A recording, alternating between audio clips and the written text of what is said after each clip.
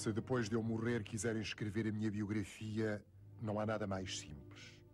Tem só duas datas: a da minha nascença e a da minha morte. Entre uma e outra coisa, todos os dias são meus. Sou fácil de definir. Vi como um danado. Amei as coisas sem sentimentalidade nenhuma. Nunca tive um desejo que não pudesse realizar, porque nunca ceguei. Mesmo ouvir nunca foi para mim senão um acompanhamento de ver. Compreendi que as coisas são reais e todas diferentes umas das outras. Compreendi isto com os olhos, nunca com o pensamento. Compreender isto com o pensamento seria achá-las todas iguais. Um dia, deu-me o sono como a qualquer criança. Fechei os olhos e dormi. Além disso, fui o único poeta da natureza.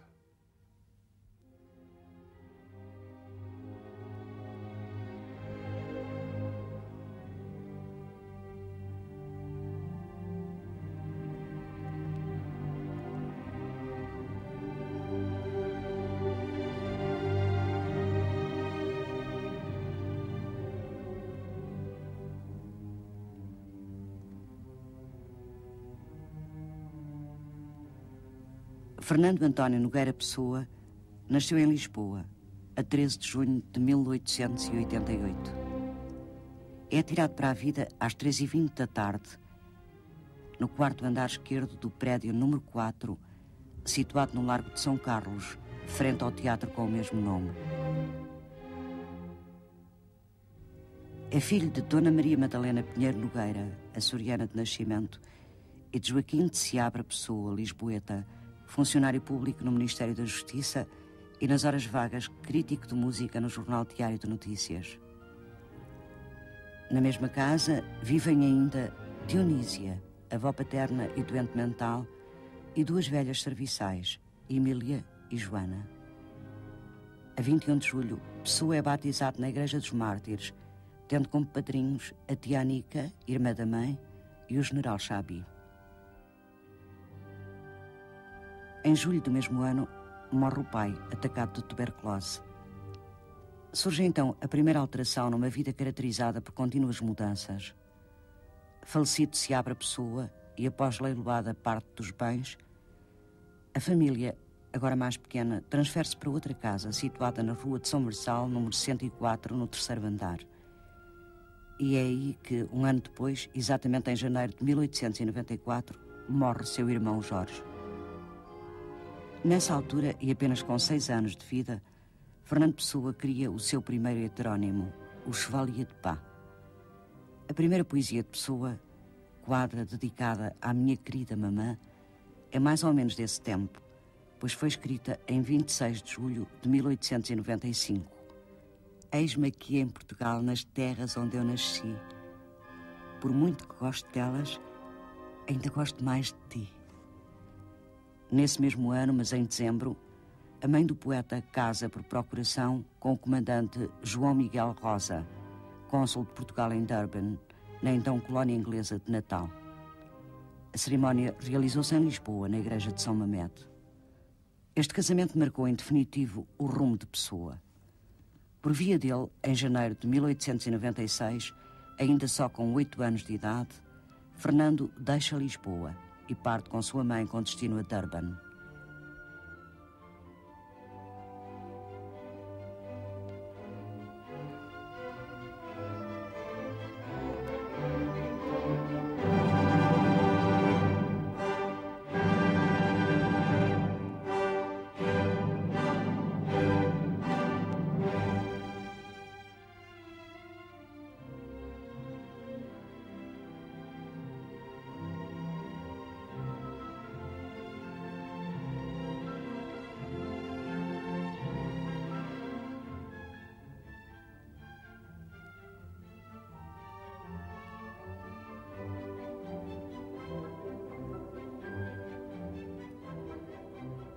Em outubro desse ano, nasce sua meia-irmã, Henriqueta Madalena. E em 1897, Fernando Pessoa faz a instrução primária na Escola das Freiras Irlandesas, alcançando a equivalência de 5 anos letivos em apenas 3. Em 1898, nasce a sua segunda meia-irmã, a quem foi dado o nome de Madalena Henriqueta. Nota curiosa, recorde-se que a sua primeira meia-irmã se chamava Henriqueta Madalena. Naturalmente, e embora muito novo, e talvez por isso mesmo, Pessoa mostra já uma formação que nada tem que ver com a sua origem portuguesa e alfacinha. Educado na África do Sul, em colégios e institutos ingleses, ele revela uma maneira de pensar e de estar no mundo que mais tarde há de marcar toda a essência da sua produção literária. Os seus estudos prosseguem em Durban e em 1899 matricula-se na Durban High School, onde se manterá 3 anos como um dos mais destacados alunos do curso. Pessoa, estudante em Durban, cria o segundo heterónimo, Alexander Serge. E em janeiro de 1900 nasce o seu terceiro meio-irmão, Luís Miguel. Um ano decorrido, acontecem coisas marcantes. É aprovado com distinção no seu primeiro exame, Cape School Higher Certificate Examination, e escreve os primeiros poemas em inglês.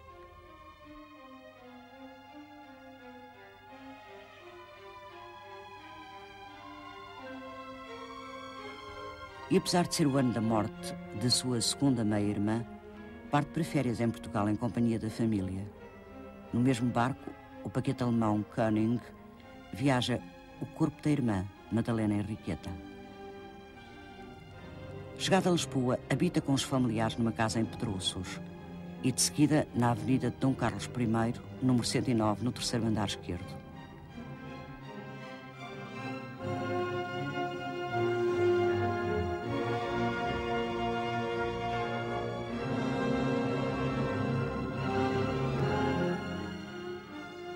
Em 1902, um ano após a sua chegada, Fernando Pessoa continua em Lisboa.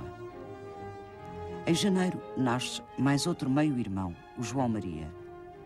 Em março, vai de visita aos Açores, à Ilha Terceira, onde vive a família materna. Escreve a poesia Quando Ela Passa. A mãe, o padrasto e os irmãos regressam a Durban. Pessoa fica por cá, para voltar mais tarde à África do Sul, a bordo do navio alemão Herzog.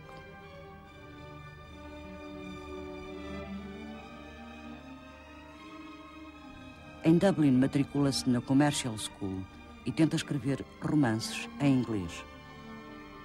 Submete-se ao exame de admissão à Universidade do Cabo da Boa Esperança, onde lhe é oferido, entre 399 candidatos, o prestigioso prémio Queen Victoria Memorial Prize, pelo melhor ensaio de estilo inglês.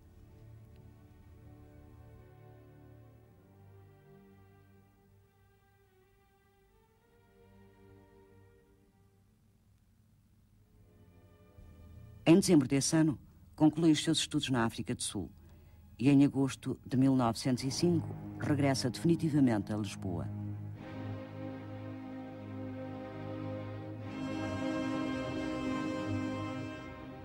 Uma nova vida vai começar e será aí que Fernando Pessoa constrói a sua portentosa obra. Primeiro reside em Pedrouços e depois na Rua de São Bento, número 19, segundo andar esquerdo, em casa da tia Anica, irmã da mãe.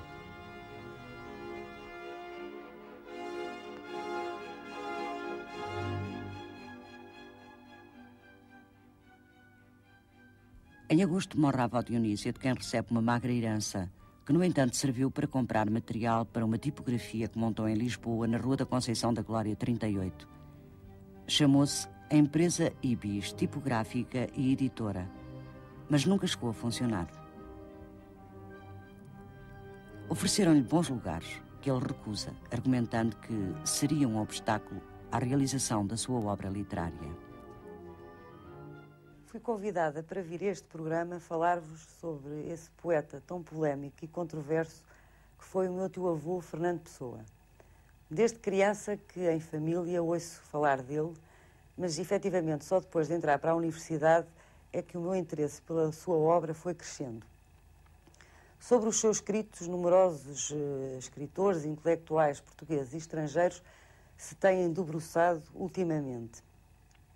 Mas não é efetivamente sobre os seus escritos que eu lhes vou falar hoje. Eu penso que a maioria das pessoas gosta de saber certos aspectos da vida dos homens que se tornaram notáveis por qualquer razão. Era uma criança, como qualquer um de nós, com as suas brincadeiras. Uma das facetas realmente que mais o marcou e que mais impressionava as pessoas era o seu enorme poder inventivo, que desde criança se manifestou e que o levava a inventar personagens fictícias, com nomes até bastante invulgares, que povoavam as suas brincadeiras e o seu mundo fantasioso. À noite, aos serões, com os irmãos, era ele muitas vezes que organizava as brincadeiras, por ser o mais velho, e adorava ouvir a mãe tocar piano, peças de Schubert, de Liszt, de Beethoven. Ele sentava-se e ficava muito quieto e calado e ficava embevecido realmente a ouvir a mãe e o padrasto que a acompanhava à flauta. Era um homem que não tinha horas para nada, nisso ele era um boémio, levantava-se tarde, por volta das 10 saía para os escritórios onde trabalhava e era à noite principalmente que ele escrevia. Muitas vezes não dormia de noite, no dia seguinte dizia que tinha tido febre e toda a noite escrevia quase realmente num estado febril. Depois, no dia seguinte, lia aos outros aquilo que tinha escrito, porque gostava sempre de saber a opinião dos outros. Às vezes dizia, isto não é meu, isto é do Álvaro de Campos, ou isto é do Ricardo Reis, e nisso não o tomavam muito a sério. Uma das facetas de adulto, realmente, que mais se fala na família, era o seu enorme sentido de humor.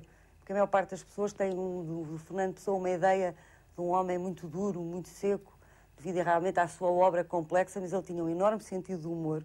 E ainda hoje são lembradas em família as graças e as suas desponderações. A irmã era muito tímida e ele, para a envergonhar, era capaz de inventar e de fazer as cenas mais cómicas e burlescas, mesmo no meio da rua, para desafiar o ridículo. Imitava o Ibis, que foi um pássaro, um símbolo que sempre o acompanhou toda a vida, a ponto de dar à sua tipografia esse nome. E outras vezes fingia que esbarrava nos candeeiros, tirava-lhes o chapéu e era capaz até de simular que tinha perdido um objeto no meio da rua e juntava-se muita gente, tudo ajudando na procura. Ele, por fim, agradecia a todos e continuava o seu caminho como se nada tivesse acontecido. Ele adorava crianças e hoje em dia, ainda na família, todos recordam com imensa saudade todos esses momentos de delícia e de divertimento que ele lhes proporcionou. A sobrinha Manuela muitas vezes simulava com ele a cena da barbearia. Ele sentava-se numa cadeira, ela punha-lhe uma toalha à volta do pescoço e com a faca da firma Pancada e Moraes, onde ele trabalhou, simulava que lhe fazia a barba e no fim apresentava a conta e ele pagava-lhe o preço pedido. Em relação a pratos preferidos, lembro-me da minha avó contar que adorava todo o tipo de pratos de bacalhau e queijos de alverca de azeitão que eles muitas vezes comprava. Nunca dispensava café e, claro, bebidas brancas, sobretudo bebidas brancas. Em 1933 trabalhou na firma Gouveia Carvalho com a Sra. Dona Maria da Graça Ferreira do Amaral, cujo depoimento é muito interessante e eu registrei no meu livro, e contei a ela que ele estava sempre bem disposto e contava-lhe as anedotas mais engraçadas e às vezes enterrava-se num sofá e passado um tempo aparecia e dizia: estive a descansar de não fazer nada. Enfim, penso que há muita gente que tem uma ideia dele muito austera, de um homem muito austero, muito severo, muito intocável. Ele realmente tem família, tinha muitos momentos de humor e, em geral, era bem disposto.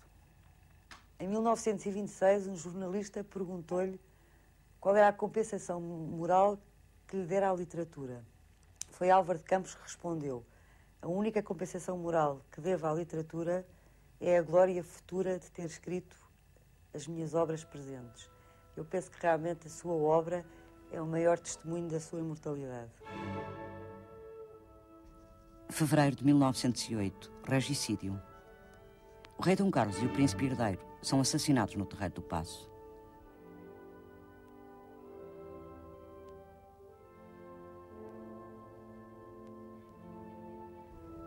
Em 1910 é proclamada a República. É o ano em que Pessoa denuncia grande influência dos simbolistas franceses e de Camilo Peçanha.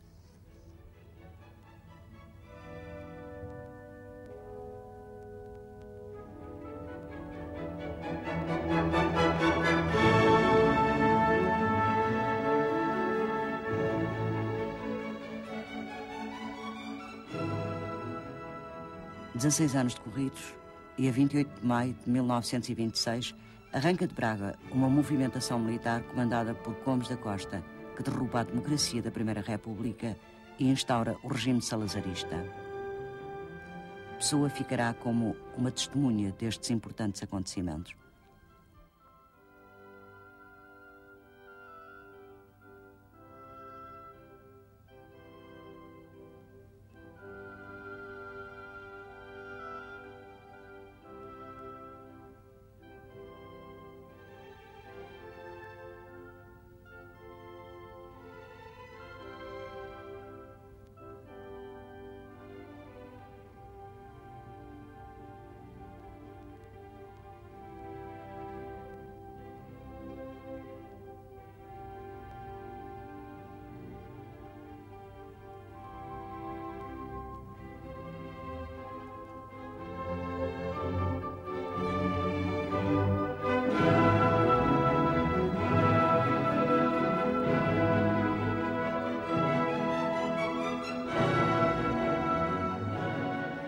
Mas voltemos atrás. Em 1912, fundava-se no Porto, em plena República, o movimento da Renascença Portuguesa. Lança-se a revista Águia, dirigida por Teixeira de Pascoais, tornando-se o coração deste movimento.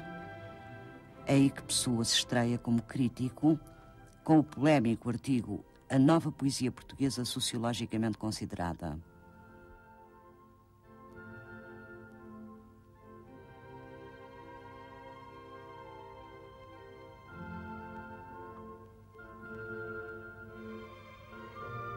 Em outubro desse ano, Sá Carneiro, seu grande amigo, parte para Paris, iniciando-se vasta correspondência.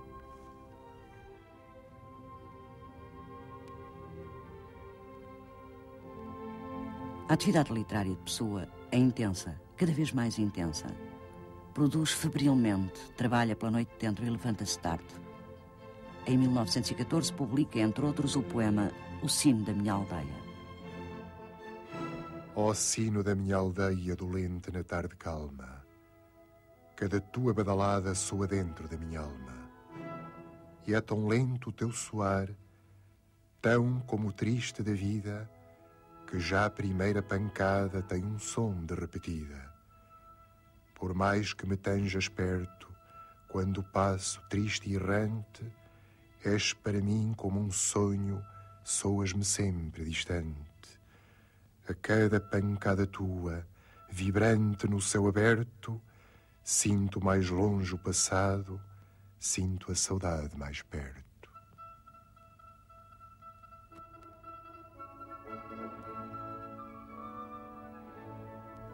Mas o dia 8 de março viria a ser o dia supremo. Surge o heterónimo Alberto Caeiro e os poemas do Guardador de Rebanhos. Logo de seguida inventa outro heterónimo, Álvaro de Campos. Em junho escreve o primeiro poema de Ricardo Reis.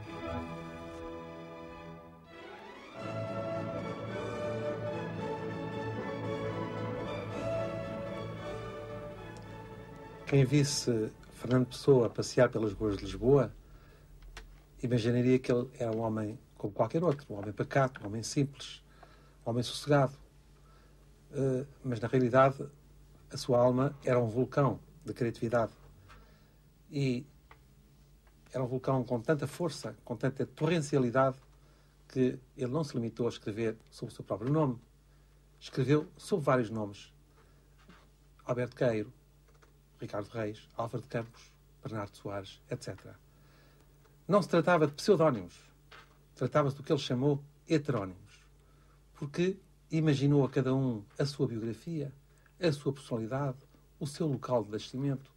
Chegou a levantar a cada um o seu horóscopo, porque na realidade ele quis apresentá-los como se fossem, não ele, mas outras pessoas. E a verdade é que no seu tempo houve muitas pessoas que se convenceram que Álvaro de Campos ou Alberto Queiro eram personalidades totalmente diferentes das de Fernando Pessoa. O prodigioso neste labor poético é a coerência de cada um destes poetas. Nenhum deles se parece um com o outro, os estilos são totalmente diferentes, as formas de pensar são completamente dissemelhantes e Fernando Pessoa conseguiu criar para cada um um verdadeiro sistema poético, totalmente diferente. A princípio, a crítica pensou tratar-se simplesmente de um embuste, uma ficção na qual Fernando Pessoa estaria, digamos, a mistificar o seu público. Hoje, no entanto, sabemos que tudo isto se passou a um nível muito mais profundo e que houve, da parte de Fernando Pessoa, como que uma procura da sua personalidade profunda, o querer arrancar uma a uma as máscaras, ou as personas, como se dizia em latim, as máscaras, as várias máscaras do seu eu, para atingir a sua personalidade profunda. Ele disse-o, aliás, em algumas passagens que eu gostaria de lembrar neste momento. Por exemplo, criei em mim várias personalidades. Crio personalidades constantemente. Cada sonho meu é imediatamente, logo ao parecer sonhado, encarnado numa outra pessoa, que passa a sonhá-lo e eu não. Para criar, destruí-me. Tanto me exteriorizei dentro de mim, que dentro de mim não existo, senão exteriormente. Sou a cena viva onde passam vários atores representando várias peças.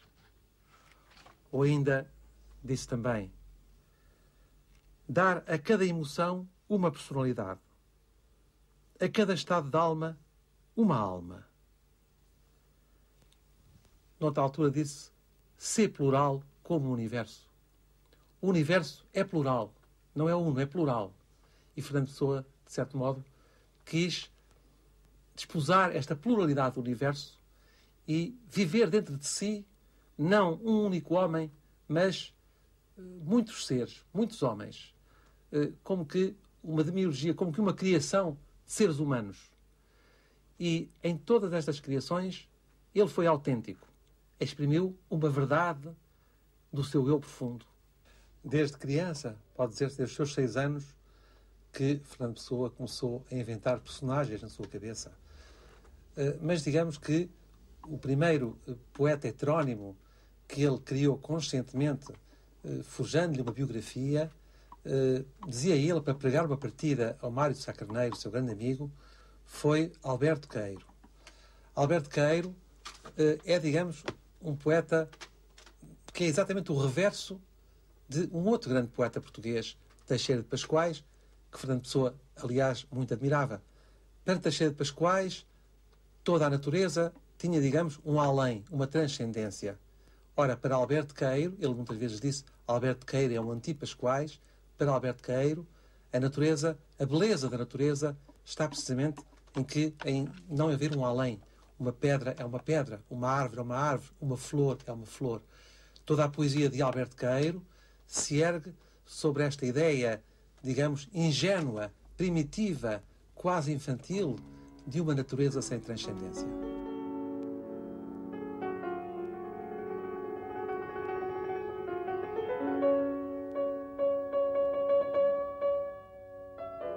O Tejo é mais belo que o rio que corre pela minha aldeia, mas o Tejo não é mais belo que o rio que corre pela minha aldeia, porque o Tejo não é o rio que corre pela minha aldeia. O Tejo tem grandes navios e navega nele ainda, para aqueles que veem tudo o que lá não está, a memória das naus. O Tejo desce de Espanha e o Tejo entra no mar em Portugal. Toda a gente sabe isso. Mas poucos sabem qual é o rio da minha aldeia e para onde ele vai e de onde ele vem. E por isso, porque pertence a menos gente, é mais livre e maior o rio da minha aldeia. Pelo Tejo vai-se para o mundo. Para além do Tejo, a América e a fortuna daqueles que a encontram. Ninguém nunca pensou no que há para além do rio da minha aldeia. O rio da minha aldeia não faz pensar em nada. Quem está ao pé dele, está só ao pé dele.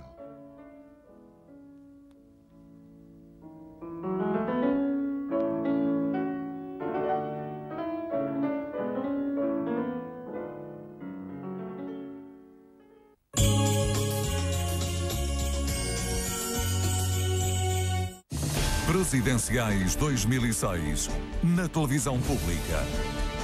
Mário Soares, na grande entrevista com Judite Souza. Amanhã, na RTP. Informação de confiança. Pedro e Inês tomam uma decisão que vai abalar o reino de Portugal. Quando desejas que se realize o nosso casamento? Uma decisão que marcará o destino de Inês de Castro. Temos de tomar uma decisão, Majestade. Dai as ordens e havemos de cumprir para a glória da coroa do reino de Portugal. Muito bem. Batalha! A melhor ficção histórica em horário nobre. Pedro e Inês, um amor eterno. 9º episódio, sexta-feira à noite, na RTP. Polo Black de Ralph Lauren patrocina a série Pedro e Inês. Venha assistir à chegada do mês de dezembro e passe o seu feriado com a RTP. Depois do Jornal da Tarde, não perca as novas revelações da sua novela da hora de almoço, A Escrava Isaura. Logo a seguir, chega o melhor cinema. Entre na aventura. Siga D'Artagnan e os Três Mosqueteiros. Fernando Mendes anima o seu final de tarde com muitos prémios e as situações mais divertidas no preço certo. Depois do telejornal, Francisco Louçã vem à grande entrevista com Judite Souza. Teste os seus conhecimentos e descubra a chave do cofre com Jorge Gabriel. Na data que assinala o Dia Mundial da Luta contra a SIDA, acompanhe um documentário extraordinário de Anabela Samoris. Agora Existo. E ao final da noite, Sharon Stone, Dustin Hoffman e Samuel L. Jackson partem à descoberta da esfera. Receba dezembro na companhia da RTP e passe um bom feriado.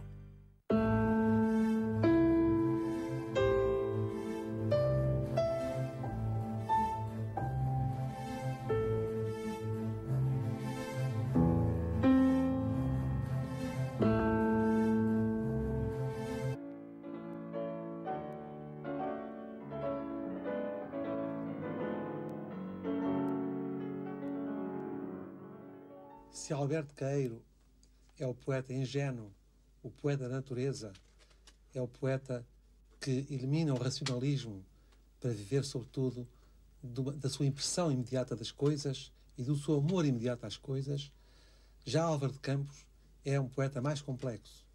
Podemos dizer que Álvaro de Campos exprime o mundo através das sensações.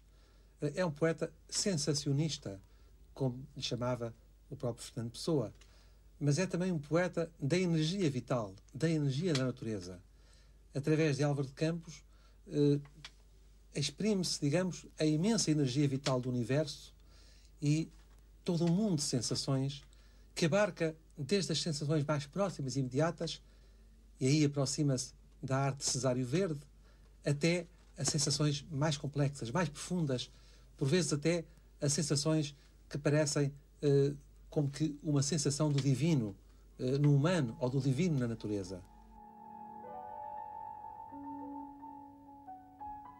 Ó fazendas nas montras, ó manequins, ó últimos figurinos, ó artigos inúteis que toda a gente quer comprar, ó lá grandes armazéns com várias secções, ó lá anúncios elétricos que vêm, estão e desaparecem, ó lá tudo com que hoje se constrói, com que hoje se é diferente de ontem. É cimento armado, betom de cimento, novos processos, progresso dos armamentos gloriosamente mortíferos, coraças, canhões, metralhadoras, submarinos, aeroplanos. Amo-vos a todos e a tudo como uma fera. Amo-vos carnivoramente, pervertidamente, e enroscando a minha vista em vós, ó coisas grandes, banais, úteis e inúteis, ó coisas tantas modernas, ó minhas contemporâneas, forma atual e próxima do sistema imediato do universo, nova revelação metálica e dinâmica de Deus. Ó fábricas, ó laboratórios, ó musicols, ó lunaparques, ó coraçados, ó pontes, ó docas flutuantes. Na minha mente turbulenta e encandecida, possuo-vos como uma mulher bela. Completamente vos possuo como uma mulher bela que não se ama, que se encontra casualmente e se acha interessantíssima.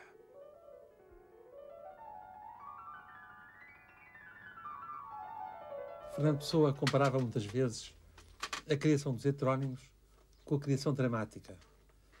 assim como o dramaturgo cria as suas personagens, mas não é as suas personagens, Shakespeare não é Otelo, nem é o Rei Lear, nem é Hamlet. Também Fernando Pessoa pensava que os heterónimos não tinham necessariamente que refletir o que ele, Fernando Pessoa, era. Inclusivamente, diz ele, os heterónimos dizem coisas que ele, Fernando Pessoa, nunca seria capaz de dizer.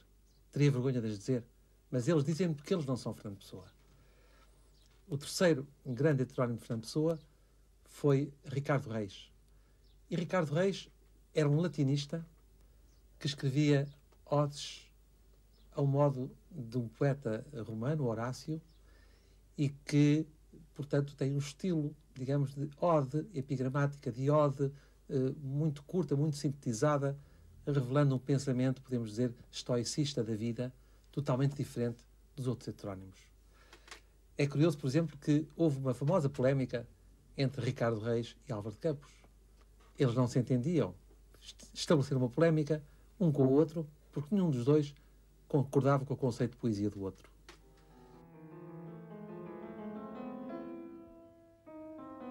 Antes de nós, nos mesmos arvoredos, passou o vento, quando havia vento, e as folhas não falavam de outro modo do que hoje.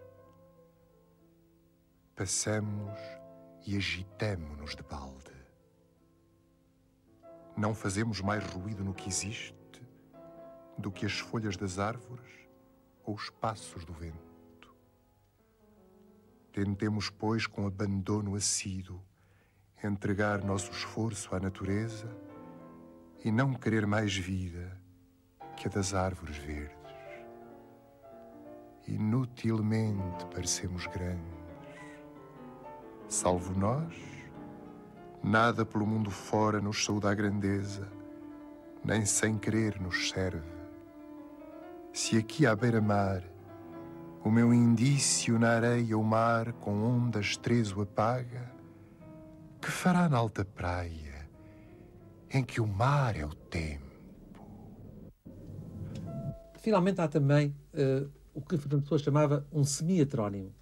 Não era completamente um heterónimo porque tinha muitas coisas de Fernando Pessoa. Era, digamos, o Fernando Pessoa que almoçava nos restaurantes da Baixa, que ia aos cafés, que trabalhava em pequenos escritórios comerciais e que sonhava com o infinito e que dizia: o Ganges também passa pela Rua dos Donadores. Era Bernardo Soares, autor do livro Desassossego. Continuamos em 1914 e por essa altura iniciam-se reuniões na cervejaria Janssen, na rua Vitor Cordon. Desse grupo, saindo mais tarde o movimento Orfeu.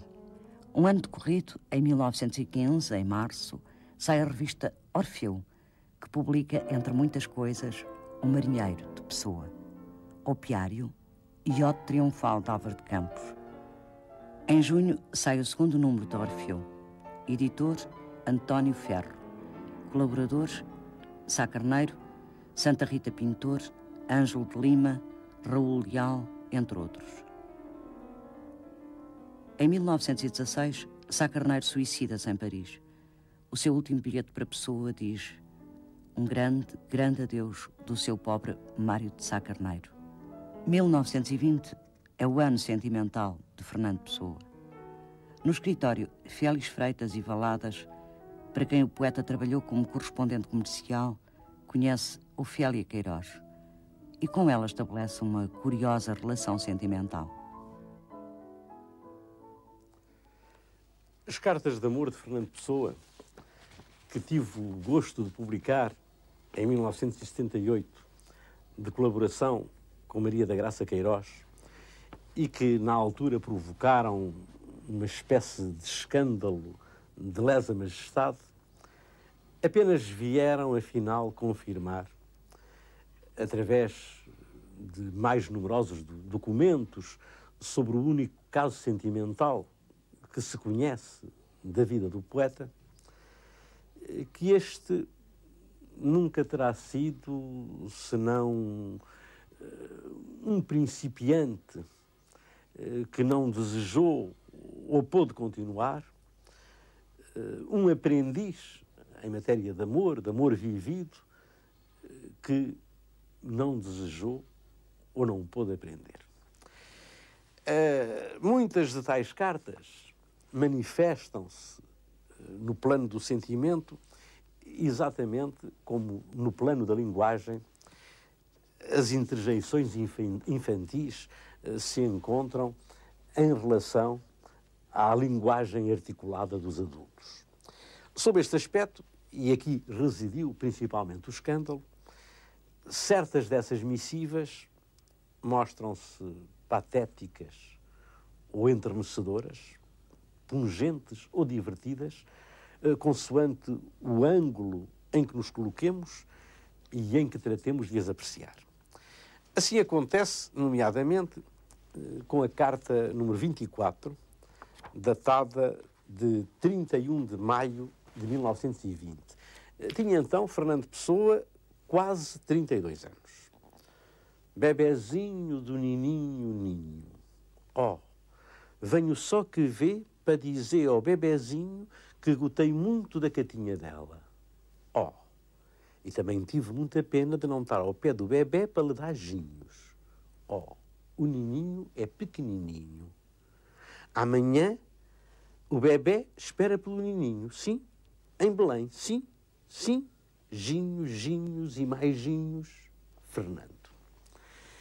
Claro está que se este Fernando fosse qualquer pessoa e não Fernando Pessoa, semelhante carta, que nem sequer teria sido impressa, em nada mereceria que dela agora nos ocupássemos. Mas, sendo de quem é, perturbantemente modifica, ampliando ou diminuindo o conhecimento que até aí supunhamos ter de pessoa como pessoa, da pessoa do próprio Pessoa. Será até caso para perguntarmos se não terá sido por intimamente se aperceber de que tais aspectos infantis se continham na sua pessoa com minúscula, que o Pessoa com letra grande, por outras tantas pessoas se desdobrou, outras tantas pessoas foi inventando. Uma coisa é certa. Na sua infância se situa a mais longínqua gênese dos heterónimos, do mesmo modo que para essa infância nos remetem os termos e o tom da carta referida e de muitas outras. Desde criança, escreverá ele, poucos meses antes da morte, tive a tendência para criar em meu torno um mundo fictício, de me cercar de amigos e conhecidos que nunca existiram. Poderemos talvez acrescentar que esses é que se tornaram, afinal, os seus únicos amigos e conhecidos reais, enquanto os reais nunca chegariam a ganhar consistência, pelo menos consistência de seres adultos, a começar ou a acabar nessa Ofélia Queiroz, por quem, depois dos 30 anos, julgou enamorar-se e que seria a destinatária das cartas em causa. Mas essas cartas nem todas têm o tom daquele fragmento que evocamos. E há, por exemplo, uma delas que corresponde à ruptura da primeira fase do respectivo namoro, a carta de 29 de novembro de 1920, que se mostra extremamente patética e extremamente esclarecedora. Fiquemos um perante o outro, como dois conhecidos desde a infância, que se amaram um pouco quando meninos, e embora na vida adulta sigam outras afeições e outros caminhos, conservam sempre, num escaninho da alma, a memória profunda do seu amor antigo e inútil. Que isto de outras afeições e de outros caminhos é consigo, Ofelinha, não comigo. O meu destino pertence a outra lei, de cuja existência a Ofelinha nem sabe, e está subordinado cada vez mais à obediência a mestres que não permitem nem perdoam.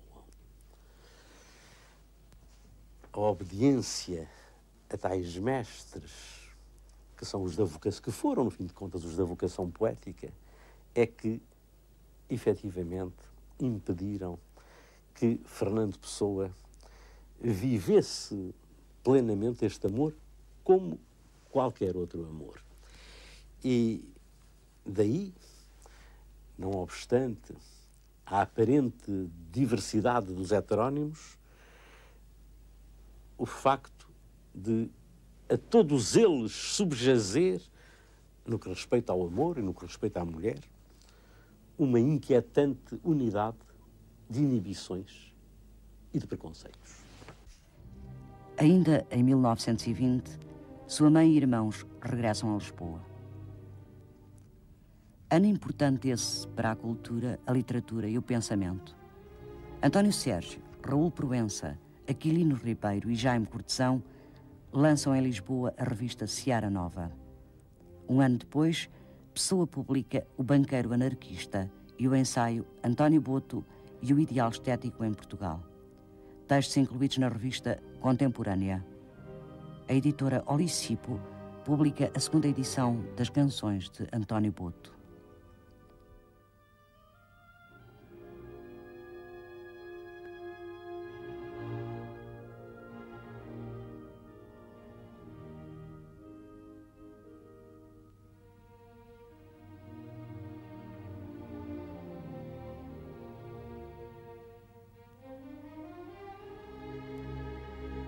Em 1924, sai em Lisboa o primeiro número da revista Atena, de que Pessoa é o diretor. Um ano depois, com a saída do segundo número, Atena cessa a sua publicação. Nesse ano, morre a mãe do poeta. Voltemos ao período que assinalou o final da Primeira República. Em 1928, Salazar é nomeado para a pasta das Finanças. Por essa altura, Pessoa escreve o panfleto O Interregno, Defesa e Justificação da Ditadura Militar em Portugal, e o artigo O Provincianismo Português. Em 1929, um ano decorrido, Pessoa organiza, com a colaboração de António Boto, a Antologia de Poetas Portugueses Modernos. Gaspar Simões escreve o primeiro estudo crítico sobre a sua poesia. Entre 1930 e 1931, foi intensa a criação heteronímica. Em setembro de 1932, o poeta concorre ao lugar de conservador bibliotecário no Museu-Biblioteca Condes de Castro Guimarães, em Cascais. Não fica aprovado. Um ano decorrido, entra novamente em intensa crise depressiva. Todavia, não abandona nunca a atividade literária. Em 1934, publica Mensagem, e com este livro concorre ao prémio Antero de Quental do então Secretariado de Propaganda Nacional. Cabe-lhe o prémio de categoria B por uma caprichosa razão. O original não tinha as 100 páginas exigidas pelas regras do concurso. O esforço é grande e o homem é pequeno. Eu, Diogo Cão, navegador, deixei este padrão ao pé do areal moreno e para diante naveguei. A alma é divina e a obra é imperfeita. Este padrão sinala o vento e aos céus, cada obra ousada é minha à parte feita, o por fazer é só com Deus. E ao imenso e possível oceano, ensinam estas quinas que aqui vês, que o mar com fim será grego ou romano, o mar sem fim é português.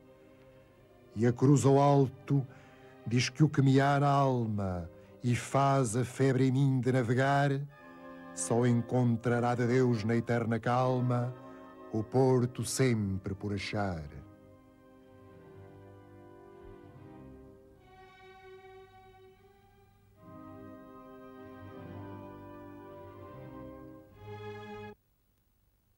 Aproxima-se o fim de uma vida.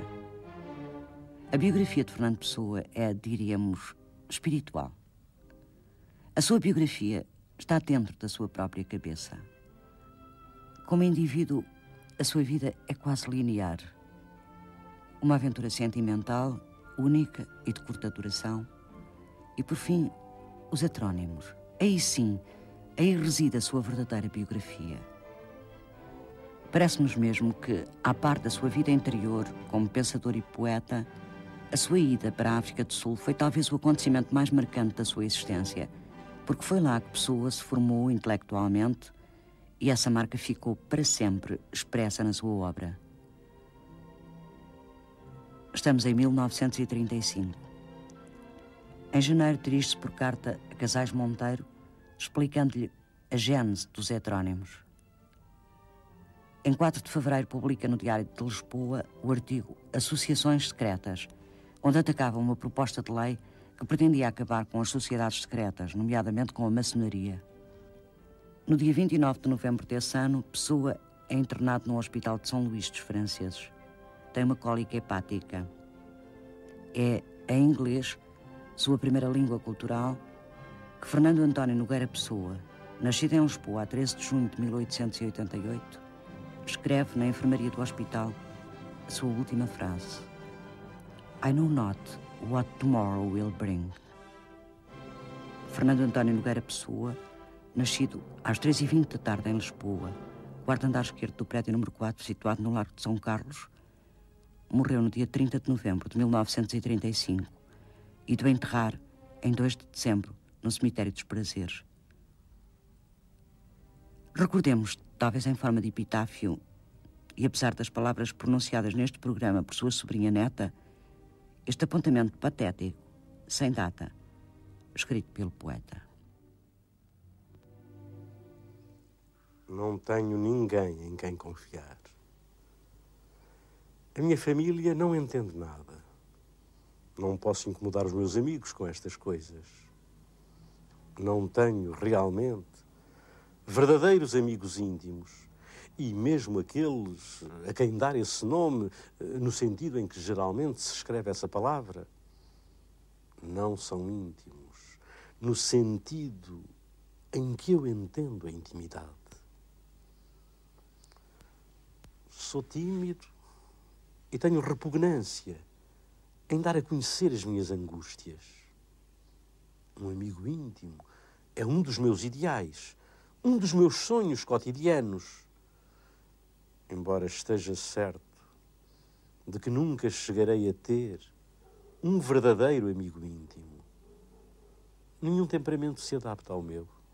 Não há um único caráter neste mundo que porventura dê mostras de se aproximar daquilo que eu suponho que deve ser um amigo íntimo. Acabemos com isto.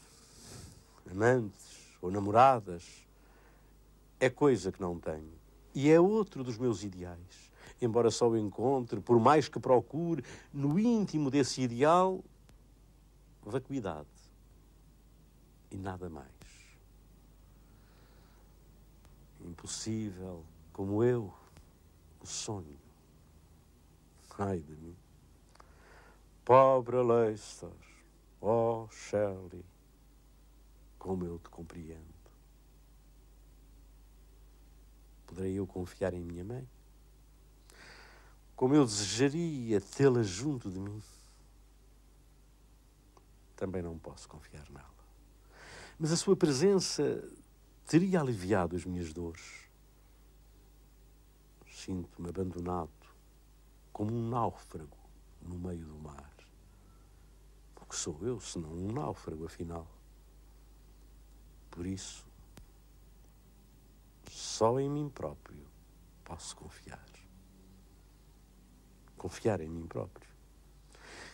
Que confiança poderei eu ter nestas linhas? Nenhuma. Quando volto a lê-las, o meu espírito sofre, percebendo quão pretensiosas, quão a armar a um diário literário elas se apresentam. Em algumas, até mesmo cheguei a fazer estilo. A verdade, porém, é que sofro. Um homem tanto pode sofrer com um fato de seda, como metido num saco, ou dentro de uma manta de trapos. Nada mais.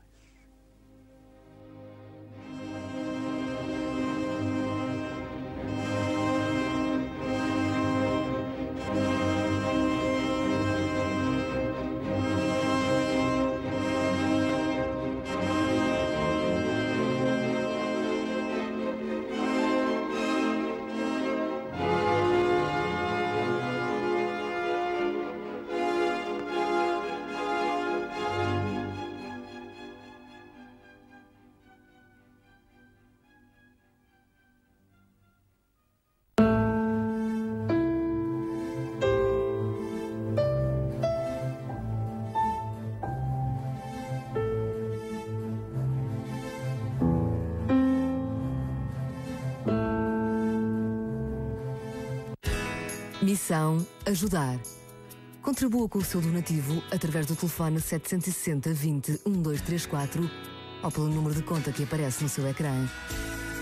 Participe na campanha de angariação de fundos do Conselho Nacional para a Promoção do Voluntariado. Missão Ajudar. Você não pode faltar.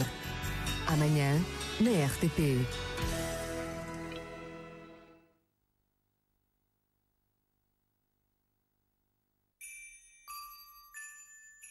Gosto de o ver aqui, assim tão perto de mim. Venha para ficar, abra o coração, viva o Natal com emoção. Passo o mês inteiro a sorrir, numa companhia especial. Este é o lugar que escura a paixão. Viva o Natal desta estação.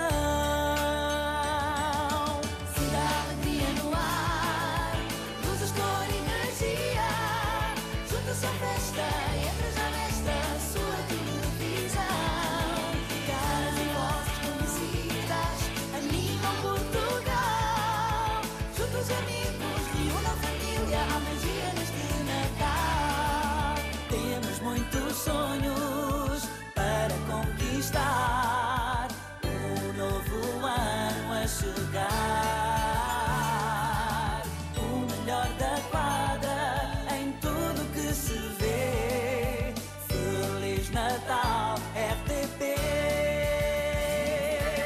Sinta a alegria no ar, luzes, cor e energia.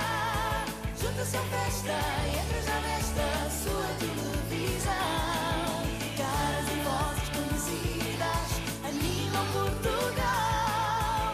Juntos os amigos, reúne a família, a magia neste Natal. Juntos os amigos, reúne a família, a magia neste Natal.